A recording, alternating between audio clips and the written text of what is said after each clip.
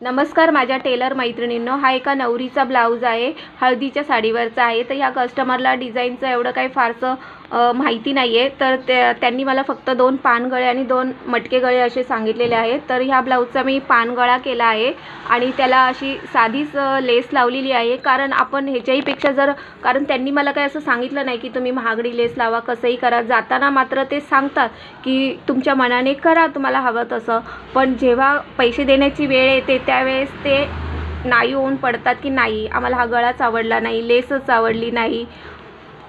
त्यामुळे काय करायचं, जे आहे तसंच करायचं आणि थोडीशी चांगली अशी लेस लावायची, महागडी पण नसेल पण दिसायला छान असेल। कारण मला अशीच कस्टमर बऱ्यापैकी मिळतात की आपण सांगतात की शिवा तुमच्या मनाने गळा आणि नंतर मग एवढीच महाग आहे लेस असं तसं करतात। त्यापेक्षा काय करायचं, सिंपलच आणि चांगलं दिसेल असंच आपण लेस लावायची। आणि अजून छान दिसण्यासाठी मी हे असे लटकन केलेले आहेत, बॅक हुक आहे, फ्रंटला पंचकोन गळा केलेला आहे, प्रिन्स कट आहे आणि लॉंग स्लीव्ज आहेत ज्या सिंपलच आहेत।